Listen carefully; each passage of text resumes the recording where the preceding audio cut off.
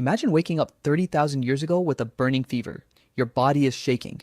Your head feels like it's on fire. You can't stand. You can't hunt. You can't even walk to the river for water. There are no doctors, no hospitals, no medicine, not even a single aspirin. And here's the terrifying part. If your small tribe decides they can't carry you anymore, they simply keep walking. Would you survive? Or would you become dinner for wolves before sunset? The answer is far stranger than most people realize, because archaeologists have discovered evidence that ancient humans sometimes cared for sick people for months, even years. And those discoveries completely changed what scientists thought they knew about human survival. 30,000 years ago, getting sick wasn't just uncomfortable, it could destroy your entire future. Every day was a fight for survival. You had to walk miles searching for food, carry firewood, gather water, escape predators, follow migrating animals. A healthy adult burned thousands of calories every day just staying alive. Now imagine trying to do all that while suffering from pneumonia, a serious infected wound, or a dangerous stomach illness. The moment you stopped contributing, you became a burden. And in an Ice Age world, a burden could mean death. The biggest killers weren't always lions or mammoths. They were tiny organisms nobody could see. A small cut from a sharp stone could become infected. A rotten tooth could spread bacteria through your body. Dirty water could cause deadly diarrhea. Modern medicine treats these problems easily, but ancient humans had none of that.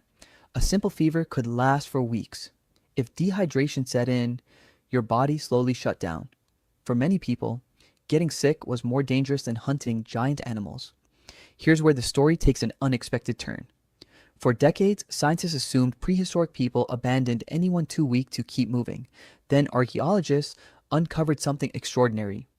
One of the most famous discoveries comes from the Shanidar cave in present-day Iraq. There, researchers found the skeleton of a Neanderthal man who had suffered incredible injuries. His right arm had been severely damaged. He was partially blind. He had hearing problems. His leg was injured. Yet, he survived for years after those injuries. That was impossible, unless other people fed him, protected him, and cared for him every single day. The discovery shocked archaeologists. It suggested compassion existed tens of thousands of years before civilization. This wasn't an isolated case. Another remarkable skeleton was discovered at Dolní Věstonice in what is now the Czech Republic. The individual had severe physical disabilities from birth, yet they survived into adulthood. That required years of support from their community. Archaeologists also discovered skeletons with completely healed broken bones. Healing takes weeks, sometimes months. During that time, someone had to provide food. Someone had to gather water. Someone had to protect them from predators. These bones tell an emotional story, not through words, but through survival itself. Without pharmacies, what could they actually do? More than you might expect. Evidence from sites across Africa and Eurasia shows prehistoric people mastered fire hundreds of thousands of years earlier. Fire wasn't just for cooking. It kept sick people warm. Warmth helps reduce dangerous exposure during illness. It also made drinking waters safer after boiling. Many researchers believe they used medicinal plants long before written history. Studies of modern hunter-gatherer societies show extensive knowledge of roots, bark, leaves, and herbs used for pain, infections, stomach problems, and fevers.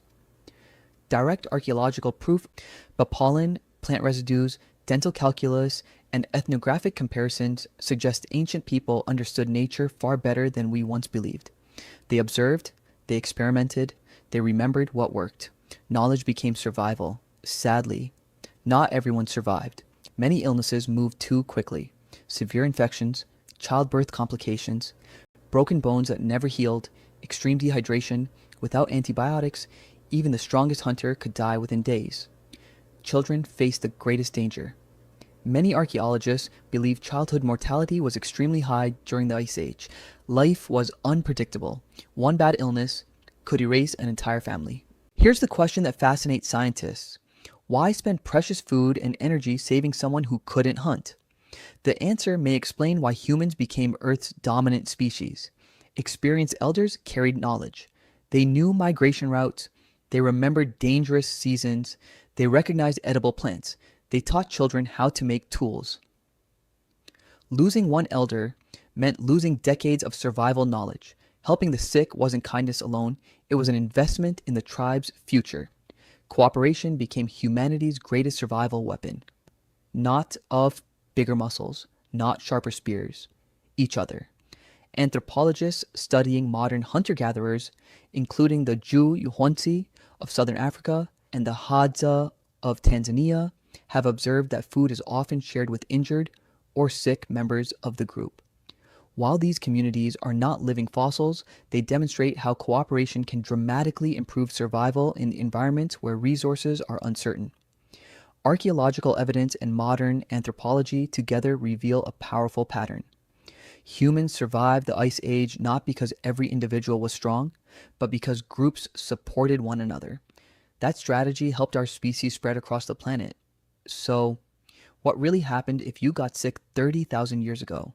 Sometimes, you died from what today would be a minor infection, but sometimes, something extraordinary happened.